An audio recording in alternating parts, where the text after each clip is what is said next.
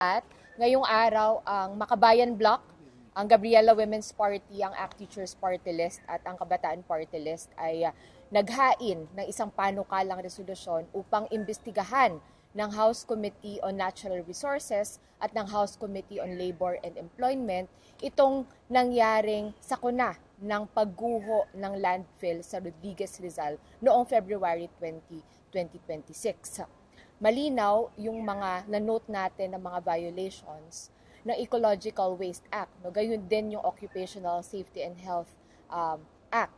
Dahil doon sa mga naiulat na meron ng isang namatay, tapos meron pang nawawala. No?